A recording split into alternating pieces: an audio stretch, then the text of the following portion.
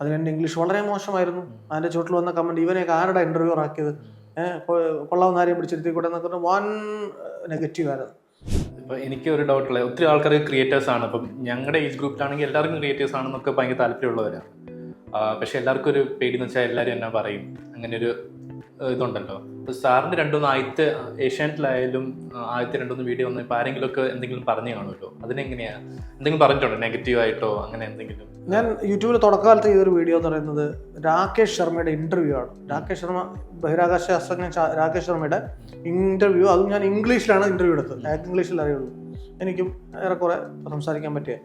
അതിന് എൻ്റെ ഇംഗ്ലീഷ് വളരെ മോശമായിരുന്നു. അതിൻ്റെ ചുവട്ടിൽ വന്ന കമൻറ്റ്, ഇവനെയൊക്കെ ആരുടെ ഇൻ്റർവ്യൂർ ആക്കിയത്, കൊള്ളാവുന്ന കാര്യം പിടിച്ചിരുത്തി കൂടെ എന്നൊക്കെ വൻ നെഗറ്റീവ് ആയിരുന്നു. അന്നൊക്കെ ഭയങ്കര നമുക്ക് അയ്യോ വേണ്ടായിരുന്നു, ആവശ്യമില്ലാത്ത പരിപാടിയായി പോയി. പക്ഷേ നമ്മൾ അതിൽ നിന്ന് അടുത്തൊരു ചെറിയൊരു വാർത്താ സാധനം ചെയ്തു. അപ്പോഴും ഞാൻ പരിഭ്രമിച്ചു. പക്ഷേ ആളുകൾ മനസ്സിലാക്കേണ്ട ഒരു കാര്യം, ഒട്ടും സ്റ്റേജ് കോൺഫിഡൻസ് ഇല്ലാത്ത ഒരാളായിരുന്നു ഞാൻ. എനിക്ക് സ്റ്റേജ് ഫിയർ അപാരമായിരുന്നു. സ്കൂളിലൊക്കെയാണ് ഞാൻ പങ്കെടുക്കുമായിരുന്നു, പക്ഷെ അത് മുട്ടടിച്ചിട്ടാണ് സ്റ്റേജിൽ പോയി നിൽക്കുന്നുണ്ടായിരുന്നത്. അപ്പോൾ സ്റ്റേജ് ഫിയർ എന്ന് പറഞ്ഞ സാധനം പോലെ തന്നെയാണ് ഈ ക്യാമറ ഫിയർ എന്ന് പറഞ്ഞ സാധനം, അല്ലെങ്കിൽ സ്റ്റുഡിയോ ഫിയർ എന്ന് പറഞ്ഞ സാധനം.